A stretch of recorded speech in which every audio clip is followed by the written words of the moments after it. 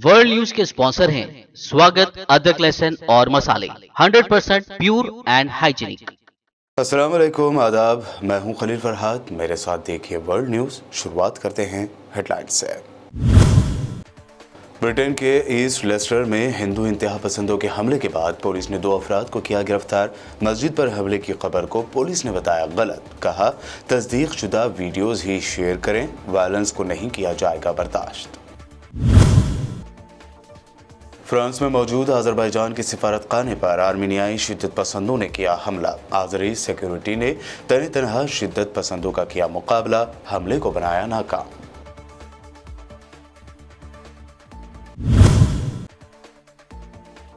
Israel ने Syria के खिलाफ खोला नया महाज। सरहद पार करके सीरिया में दाखिल हुए इसराइली फौजी, 4 अफराद को मारी गोली।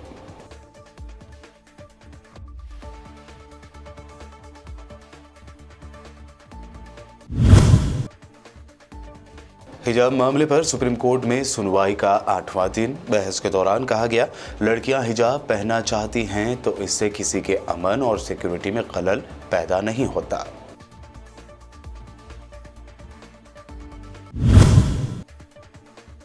मध्य प्रदेश में एक मुस्लिम नौजवान की जबरदस्ती दाढ़ी काटने के वाक़े पर असदुद्दीन ओवैसी का फूटा गुस्सा। कहा, क्या दाढ़ी रखने से कोई पाकिस्तानी बन जाता है क्या?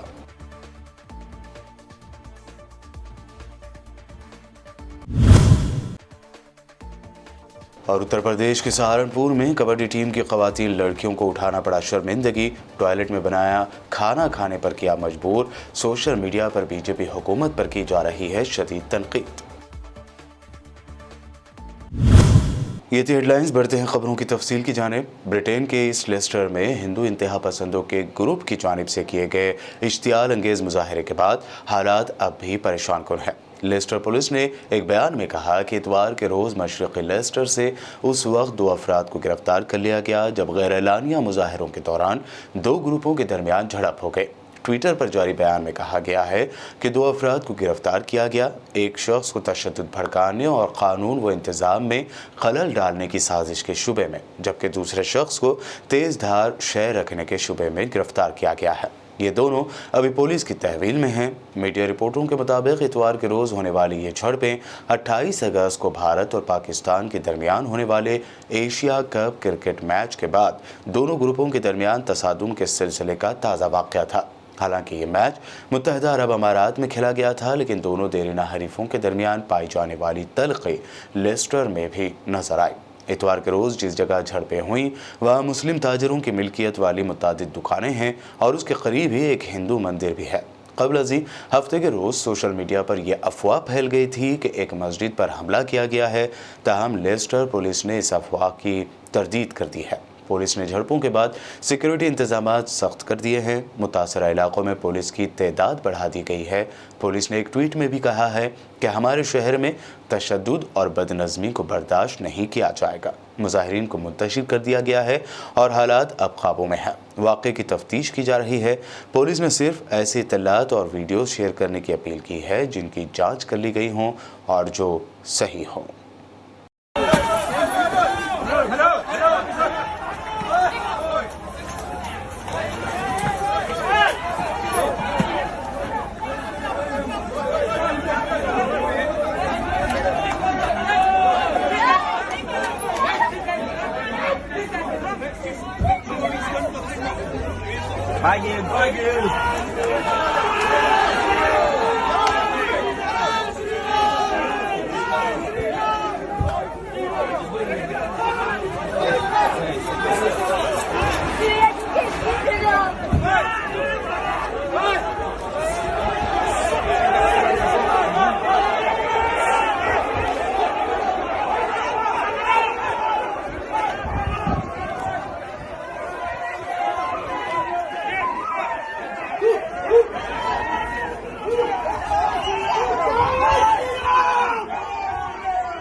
अजरबैजान के फ्रांस में सिफारतखाने पर आर्मीनियाई शिद्दत पसंदों ने हमला किया है। आर्मीनियाई शिद्दत पसंद ज़बरदस्ती दाखिल होने की कोशिश करते रहे।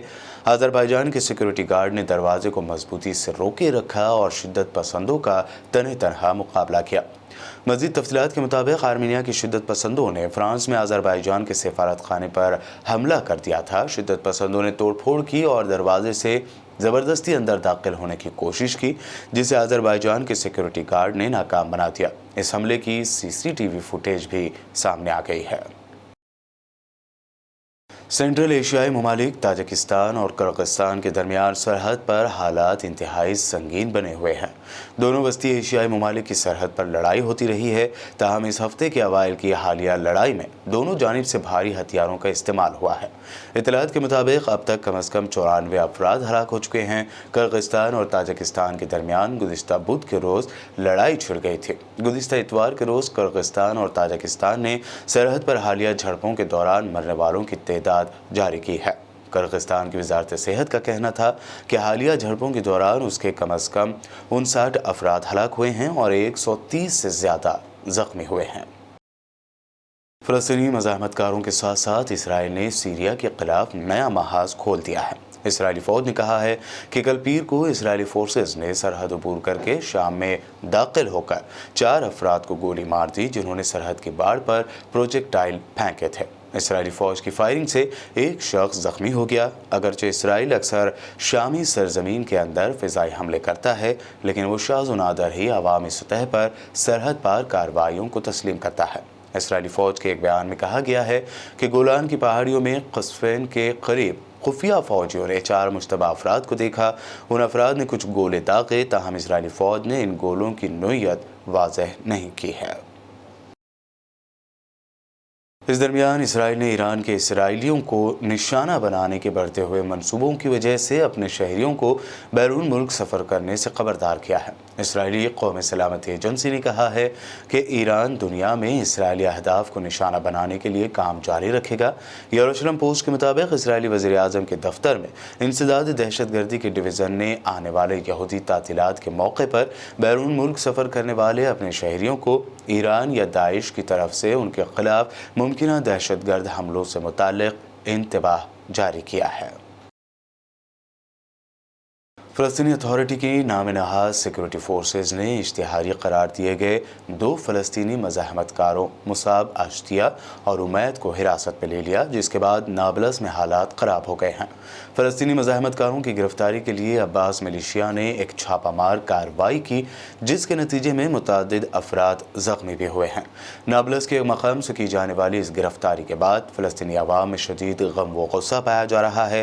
अब्बास मिलिशिया की जानिब से गिरफ्तार फ़लस्तीनी मज़ाहमतकारों मुसाब और उमैद को लेकर हमास ने अब्बास मलेशिया की शदीद तनकीद की है।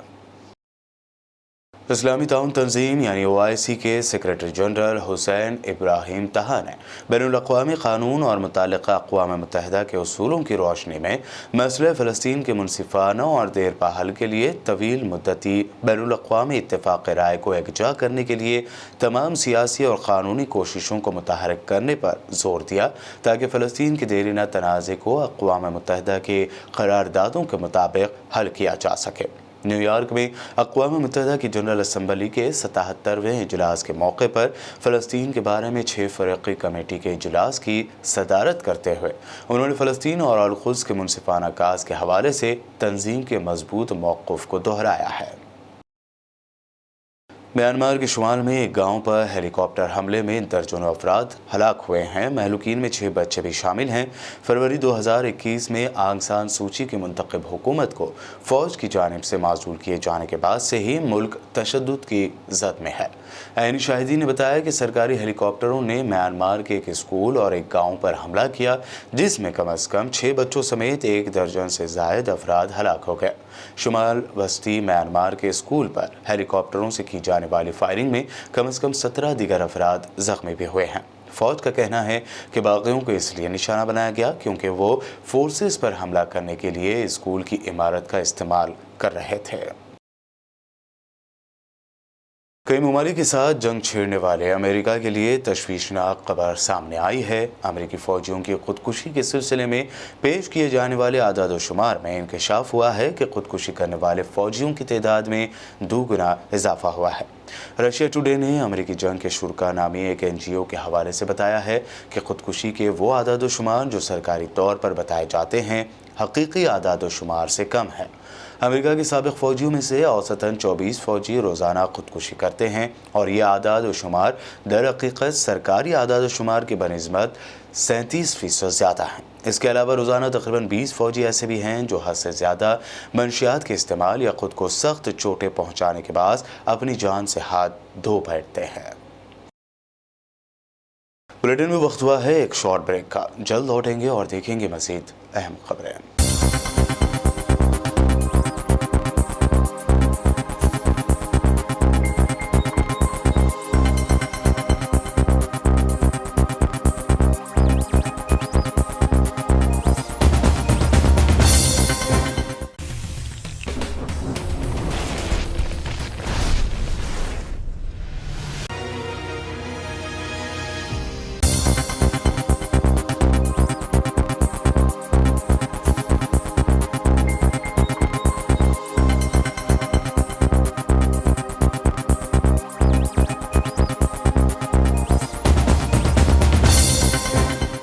ब्रेक के बाद आगे बढ़ते हैं और अब देखते हैं मज़ीद अहम खबरें। हिजाब मामले पर सुप्रीम कोर्ट में सुनवाई जारी है। जस्टिस हेमंत गुप्ता और जस्टिस सुधांशु धूलिया की बेंच ये सुनवाई कर रही है। आज सुनवाई का 8वां दिन है। हिजाब बैन पर दुष्यंत दुबे ने कहा है कि हुकूमत की दलील है कि आर्टिकल 25 और 26 के तहत सिक्योरिटी सिर्फ उनके लिए जो मजहब का अटूट और लाजमी हिस्सा है। ये अमल मजहबी अमल हो सकता है लेकिन उस मजहब के अमल का एक लाजमी और अटूट हिस्सा नहीं है। बहस के दौरान ये भी कहा गया कि लड़कियां हिजाब पहनना चाहती हैं तो इससे किसी के अमन और सिक्योरिटी में खलल पैदा नहीं होता। मजलिस इत्तेहादुल मुस्लिमीन के सदर और हैदराबाद रुकन पार्लियामेंट असदुद्दीन ओवैसी ने मुस्लिम नौजवान की दाढ़ी काटने पर शदीद गुस्से का इजहार करते हुए कहा कि क्या दाढ़ी रखने से कोई पाकिस्तानी बन जाता है। सबसे पहली बात तो ये है कि जो 151 IPC लगाया गया है उसमें पुलिस स्टेशन पर ही उनको बेल दी जा सकती थी। अब ये नहीं मालूम कि 41 CRPC नोटिस दी गई नहीं दी गई, मगर जब जेल को उनको एक मामूली सेक्शन में जेल को भिजा दिया गया और जेल में उनको ये कहा गया कि तुम्हारे चेहरे पर दाढ़ी है इसलिए तुम पाकिस्तानी हो, और जेलर ने ज़बरदस्ती करके उनके चेहरों से दाढ़ी कटवा दिया, ये उस जेलर की तरफ से कस्टोडियल टॉर्चर है ये। और उस जेलर को ये बात मालूम होगी कि आर्टिकल 25 जो फ्रीडम ऑफ रिलीजन है, फंडामेंटल राइट है, वो जेल में मनसूख नहीं होता, वो जेल में कैंसिल नहीं होता, वो उसका वायलेशन है। तीसरी बात यह है कि मध्य प्रदेश में मुसलमान की आबादी 7% है, मुस्लिम अल्पसंख्यक समाज की आबादी 7% है, और मध्य प्रदेश जेलों में अंडर ट्रायल मुसलमान 14% है। और ये साफ दिखता है कि भाजपा की हुकूमत वहाँ पर अल्पसंख्यक समाज मुसलमानों से कैसा डिस्क्रिमिनेशन कर रही है कि 7% आबादी है, पॉपुलेशन है, तो 14% अंडर ट्रायल है, और 56% ऑफ डिटेनीज जो है मध्य प्रदेश जेलों में मुसलमान है। ये साफ जाहिर हो रहा है कि मध्य प्रदेश की भाजपा की सरकार मुसलमानों के खिलाफ खुल के डिस्क्रिमिनेशन कर रही है। चौथी बात यह है कि दाढ़ी रखने से कोई पाकिस्तानी हो जाता क्या? अगर कल के दिन कोई भाजपा का लीडर जिसके चेहरे पर दाढ़ी है हिम्मत करेगा जेलर बोलने उन पाकिस्तानी उनको? छठी बात यह है कि हम भारत सरकार से ये पूछना चाह रहे हैं कि क्या भारत सरकार जो इंटरनेशनल ह्यूमन राइट ट्रीटीज हैं उसमें डिक्लेयर कर दो आप कि हम इसको बिलीव ही नहीं करते। ये जो इंटरनेशनल ह्यूमन राइट्स की ट्रीटीज हैं, भारत सरकार और भाजपा खुल के कह दें कि हम सेकुलरिज्म, प्लुरलिज्म, डाइवर्सिटी को मानते ही नहीं है।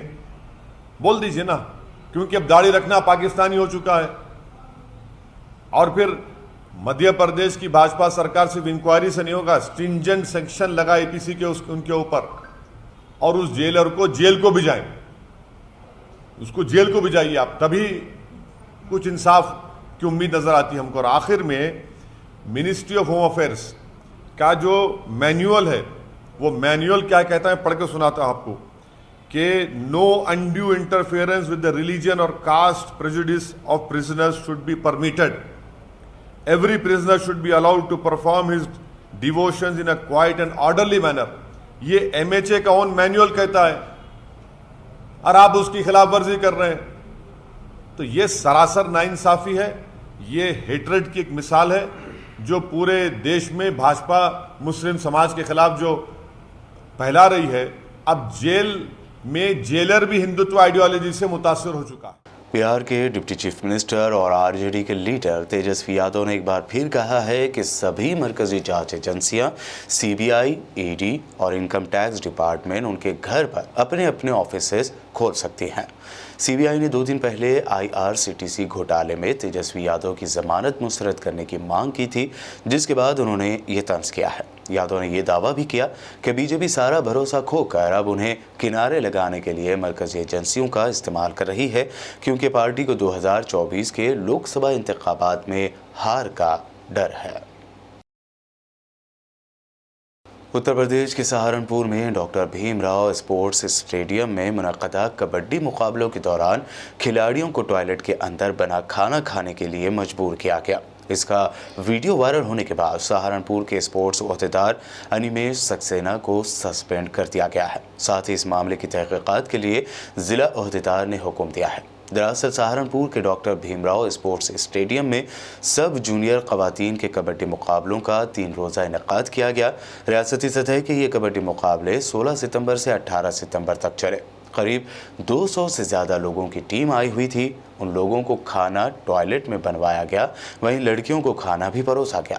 इसका पूरा मंजर कैमरे पर कैद हुआ है। सोशल मीडिया पर यह वीडियो तेज़ी से वायरल हो रहा है। लोग इस वीडियो पर जहां इंतज़ामिया पर शदीद तनक़ीदें कर रहे हैं, वहीं यूपी की हुकूमत और मरकज़ की बीजेपी हुकूमत को भी शदीद तनक़ीद का निशाना बनाया जा रहा है। महाराष्ट्र में एक किसान ने खुदकुशी करते हुए नोट लिखा, जिसमें उसने PM मोदी को अपनी मौत का जिम्मेदार ठहराया। इसी को लेकर कांग्रेस तर्जुमान सुप्रिया श्रीनिते ने प्रेस कॉन्फ्रेंस करते हुए मोदी हुकूमत पर संगीन इल्ज़ाम आयद किए हैं। 17 सितंबर को महाराष्ट्र के पुणे में एक किसान जिनका नाम दशरथ लक्ष्मण केदारी था, उन्होंने प्रधानमंत्री को जिम्मेदार ठहराते हुए आत्महत्या कर ली। उन्होंने अपने सुसाइड नोट में लिखा कि मोदी साहब, आप बस अपने बारे में सोचते हैं, हमारे पास पैसे नहीं हैं, साहूकार इंतजार करने को तैयार नहीं है, हम क्या करें? आज मैं आपकी निष्क्रियता के चलते आत्महत्या करने को मजबूर हूं। हमें फसलों की कीमत दें, यह हमारा अधिकार है। और ऐसा लिखने और कहने के बाद केदारी जी ने अपनी जान ले ली। उन्होंने साफ तौर से मोदी जी को, उनकी सरकार की नीतियों को जिम्मेदार ठहराया है, महाराष्ट्र सरकार को जिम्मेदार ठहराया है, MSP से लेकर जो रिकवरी एजेंटों की जुड़ी प्रताड़ना है उसको भी साझा किया है। लेकिन यह पहली बार नहीं है कि किसी किसान ने या खेती से जुड़े किसी व्यक्ति ने सरकार की उदासीनता, सरकार की विफलता के बारे में इस तरह से उनको जिम्मेदार ठहराकर अपनी जान नहीं दी है। आपके सामने कुछ आंकड़े रखने जरूरी है, क्योंकि आंकड़े झूठ नहीं बोलते और आंकड़े सरकारी आंकड़े हैं। 2021 का जो लेटेस्ट आंकड़ा है उसके मुताबिक कृषि क्षेत्र में 10,881 लोगों ने, एक साल में 10,881 लोगों ने आत्महत्या करी। और ध्यान से सुनिए, हर रोज लगभग 30 किसान आत्महत्या करने को मजबूर हैं। प्रत्येक दिन 30 किसान आत्महत्या करने को मजबूर हैं। इसका मतलब हुआ कि इस देश में हर घंटे 1 से ज्यादा किसान आज अपनी जान ले रहा है, आज विवश है अपनी जान दे देने को, आज विवश है आत्महत्या करने को। हर घंटे 1 से ज्यादा किसान, 24 घंटों में 30 किसान अपनी जान दे रहे हैं। मध्य प्रदेश के वजीर दाखिला नरोत्तम मिश्रा ने राहुल गांधी पर तंज करते हुए कहा कि कांग्रेस की नाव को बीच मझधार में लाकर फंसा दिया है। एक के बाद एक कांग्रेस लीडरों के पार्टी छोड़ने से कांग्रेस की ही पूरी नाव डगमगा रही है। राहुल गांधी का एक फोटो वायरल हो रहा है जिसमें वो नाव चला रहे हैं। उनका कहना है कि जब नाव डगमगाने लगे तो पतवार हाथ में थाम लेनी चाहिए। दिग्विजय सिंह जी ने भी ट्वीट करके समर्थन किया है उसका। अच्छा, ये नाव मझधार में ले कौन गया है और डगमगा क्यों रही है? अभी तक चला कौन रहा था इस नाव को जो डगमगाने लगी? इसको भी तो स्पष्ट कर देना चाहिए ना राहुल गांधी को। अच्छी खासी नाव दे गए थे इनके पूर्वज, इनको पूरी नाव ही डगमगाने लगी और जो अच्छे सवारियां थी वो एक एक करके पलायन कर गई कांग्रेस से। कल ही पंजाब के पूर्व मुख्यमंत्री जो कांग्रेस के रहे हैं वो चले गए। इसके पहले जम्मू कश्मीर के हमारे नबी साहब गुलामी से आज़ाद हो गए थे। उसके पहले आनंद शर्मा ने इस्तीफे दे दिए थे। गुजरात प्रदेश कांग्रेस के अध्यक्ष ने इस्तीफे दे दिए थे। मध्य प्रदेश में भी शुरुआत हो गई है। अभी अरुणोदय जी हमारे कांग्रेस से इस्तीफा दे गए हैं। तो अब अकेले नाव के खेवैया हैं ये। छत्तीसगढ़ के सीएम भूपेश बघेल ने एक वीडियो जारी करते हुए दावा किया कि गुजरात और हिमाचल में भी कांग्रेस सरकार आएगी और पुरानी पेंशन लागू करेगी। छत्तीसगढ़ में हमने कर्मचारियों की परेशानियां समझा और ओल्ड पेंशन स्कीम हमने लागू किया। छत्तीसगढ़ की तरह राजस्थान में भी ओल्ड पेंशन स्कीम लागू है और झारखंड में भी जहां हमारे साझा सरकार है वहां भी इसको लागू किया गया है। केंद्र सरकार अड़ंगा लगा रही है लेकिन उसका रास्ता हमने निकाल लिया है। हिमाचल की जनता से हमने वादा किया है कि सरकार बनते 10 दिन के भीतर में ओल्ड पेंशन स्कीम लागू करेंगे। उसी प्रकार गुजरात में हमारी सरकार बनती है तो वहां भी ओल्ड पेंशन स्कीम लागू करेंगे। धन्यवाद। वर्ल्ड न्यूज़ के आखिर में हेडलाइंस पर डालते हैं एक और नजर। ब्रिटेन के ईस्ट लेस्टर में हिंदू इंतहा पसंदों के हमले के बाद पुलिस ने 2 अफराद को किया गिरफ्तार। मस्जिद पर हमले की खबर को पुलिस ने बताया गलत। कहा तस्दीक शुदा वीडियोज ही शेयर करें, वायलेंस को नहीं किया जाएगा बर्दाश्त। फ्रांस में मौजूद अजरबैजान के सिफारतखाने पर आर्मीनियाई शिद्दत पसंदों ने किया हमला। आज़री सिक्योरिटी ने तने तनहा शिद्दत पसंदों का किया मुकाबला, हमले को बनाया नाकाम।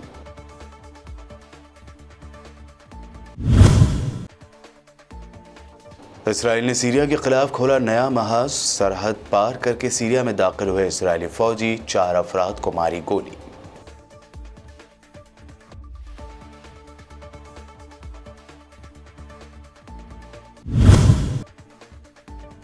हिजाब मामले पर सुप्रीम कोर्ट में सुनवाई का 8वां दिन। बहस के दौरान कहा गया लड़कियां हिजाब पहनना चाहती हैं तो इससे किसी के अमन और सिक्योरिटी में खलल पैदा नहीं होता।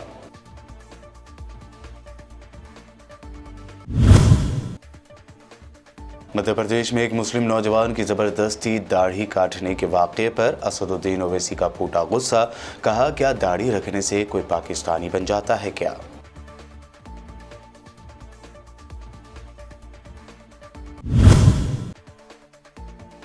और उत्तर प्रदेश के सहारनपुर में कबड्डी टीम की खवातीन लड़कियों को उठाना पड़ा शर्मिंदगी। टॉयलेट में बनाया खाना खाने पर किया मजबूर। सोशल मीडिया पर बीजेपी हुकूमत पर की जा रही है शदीद तनकीद। वर्ल्ड न्यूज़ में ये थी अब तक की अहम इंटरनेशनल और नेशनल न्यूज़। देखते रहिए BBN चैनल।